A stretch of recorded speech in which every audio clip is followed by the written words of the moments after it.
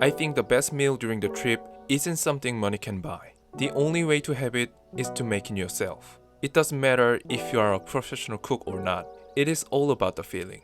Buying ingredients from the local market, cooking, and eating it like a local. This whole process is the most meaningful part of my trip, and it's like a ritual of respect for the place and its people. Overall, it is so much fun. Today in this video, I like to share how I cooked for myself during the Tokyo trip. It is just full of local vibe, and it will be so much easier than you think. I'm not a professional cook and the kitchen condition is not ideal obviously, so I have to make easy ones anyway. I'm not sure if I can call it cooking, so don't be scared, just follow me after you hit that like and subscribe button. Thank you for your support, then let's go to work. The first dish to make is gyudon. Gyu means beef in Japanese. Gyu of Wagyu, not gyu of barbecue, get it? And dong means rice bowl. When I visited Osaka last year, the gyudon I had only in the morning became one of my delightful memories. This dish will be one of the most common soul food of Japanese people. It is cheap, fast, fail-proof, and available at pretty much everywhere in the whole country, thanks to the restaurant chains. This is the dish that no one would dislike. It basically consists of paper-thin tender beef, soy sauce, and rice. Hard to be screwed. Let's go and find the ingredients. The most important and fundamental ingredient is not the grocery, it is the bowl itself. If it is not pretty, it's meaningless. Let's go to one of the biggest markets in Tokyo, the Kappabashi. This is the kitchen utensil market, and it is a heaven for people like me.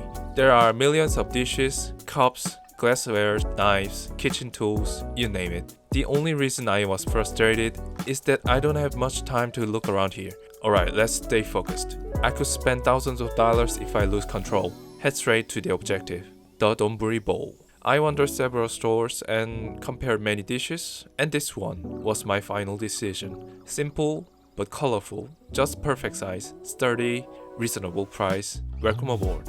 Next, the groceries. It is easy because supermarkets are really decent here. For beef, I chose an inexpensive Japanese one. Looks really nice though. Anyways, paper-thin beef is suitable for gyudon. A great thing about cooking yourself is that you can enjoy a much larger portion of meat for the same cost. For a quick side note, I found this A5 Wagyu ribeye. Man, look at that beauty. The ribeye cap is so thick. The price is absolutely beautiful. Maybe I should have make a steakidong, the steak rice bowl. I get it next time. Besides that, I want to make it simple. So I just bought pre-made gyudon sauce. I cannot buy all the ingredients to make the sauce. To make it from scratch, I have to buy soy sauce, mirin, bonito, kombu, salt, and so on. It will be so inefficient unless I'm living here for months. This product is just perfect for my simple breakfast, and also I can use it for the other dishes, which I will talk about next. Stay tuned. By the way, the bowl in the sauce bottle is identical to the one I bought. That's a 10, yeah? Next ingredient is this, spring onion. Cooking on the trip needs to be efficient, as I said. I don't want to buy a bunch of onions that I can't finish off. With that in mind, spring onion is the best option. So versatile. I can use it not just for the gyudon but also for the cup ramens. I added chopped spring onions to the cup before I pour hot water. So much flavor with minimum effort. 어쨌든, next, the rice. I once thought, what if I buy a pack of raw rice and cook it from scratch? But that will be a long detour. I'm just buying instant rice, which is super good and reliable. You can just throw it in the microwave and boom, perfect rice. So easy. Last but not least, the onsen tamago, which is a very lightly boiled egg. This will be the finishing touch of the dish. That's enough for farming items, and that was the hard part. Cooking will be easy, so let's return to the base and go to work. The first thing to do is warming up the egg. You should not microwave the egg. It is so easy to be overcooked, and literally it can be a bomb, which can cause an international conflict with your Airbnb host. So in a bowl, lay the egg and pour the hot water on it. While the egg is in the bath, let's cook the beef. We need a knife just for once. I'm chopping the spring onions, and that's it. If you don't want to use the knife, then kitchen shears will do. Pan on, and I should have put oil in first, but my Airbnb didn't have any.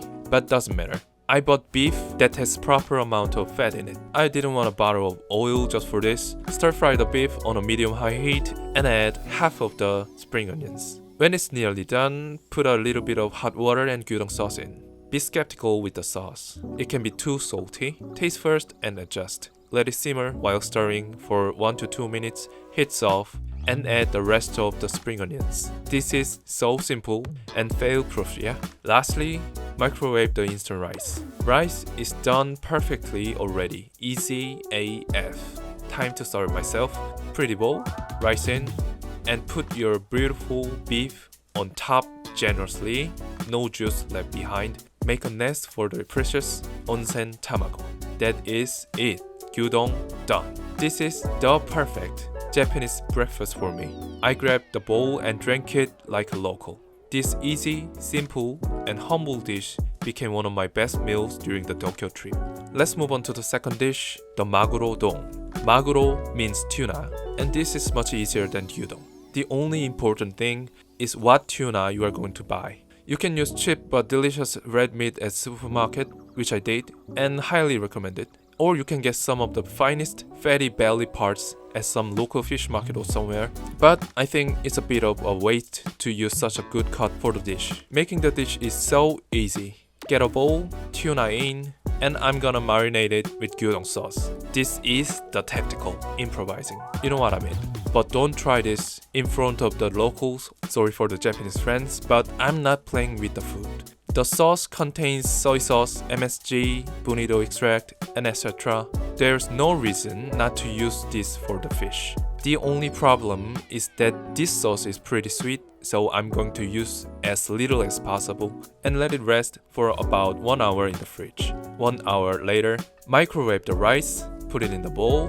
On that, sprinkle the nori flakes. I brought a nori packet from home. I didn't intend, and this was freaking brilliant. Any supermarket will have some savory flakes, aka furikake, for the rice. Those which contain nori will work. Highly recommended. Followed by the tuna. Place it piece by piece so that it looks pretty. Last but not least, the wasabi on top. Wasabi is crucial. Boom! Maguro don done. That was one of the simplest yet surprisingly delicious dishes I've ever made. Perfect pair with the Nihonshu, aka sake. I just enjoyed this dish so much. And finally, last dish is almost the same with the Maguro don. It is called Kaisen don, which means seafood rice bowl. Literally, you can put your favorite seafood on the rice. I love their supermarkets because they have this decent sashimi platter for an insanely low price. It has tuna belly, salmon, squid, shrimps, just perfect. Let's cook it, build it. I can use the donburi bowl, but this time I wanna make it special. I like to make a bento, the lunchbox, and eat that at the park. It's almost the cherry blossom season. I microwave the rice, and this time I like to marinate the rice. I'm using trustworthy gyudon sauce once again because I had no other option. But it would be much better if I got some salt, vinegar, and sugar. Those are for sushi marinade. Place the rice inside the lunchbox that I also bought at the Kappabashi market. Put your fish on the rice. I tried to make it pretty, but not that easy. And I came up with an idea that I can use leftover tuna meat and spring onion. I chopped them out on a cutting board. That is called negidoro. I had to waste food. No ingredients left behind. It is almost like paste onto the rice also. Finally, there you have it, the Kaisen don. Let's pack it up and get out. I have to eat this while it is still fresh. I eagerly wanted to eat this under the bloomed cherry blossom tree, but I missed blooming season just by 1 week, so it was really hard to find the cherry blossoms. I found a tree that has 4 flowers near my Airbnb, which couldn't satisfy me, so I decided to look for some decent trees at midnight. It was freaking exhausting walk for more than 1 hour with a camera and a heavy camera stand after a full day of work, cooking and filming, but I couldn't stop. I checked all the parks in the town and finally I found nothing. The first tree at the nearest park was the best bloom tree in the town. That was so bitter. What a life. Nevertheless, the show must go on. I found some cherry blossoms anyway, the first one, and after the pointless marching drill, I got hungry once again. That means I can fully enjoy my midnight picnic meal. Definitely it was not the most delicious meal I had in Japan, but it was one of the most memorable meals in my life. And that is it for today, guys. Cooking during the trip is my favorite thing to do. I'm not rich that I can afford hotels now, but I guess I will choose Airbnb with a kitchen still, even if I got rich someday. I really recommend you to make your own dish if you are planning a trip. It will make your trip more special than anything else. As always, thank you very much for watching and see you soon.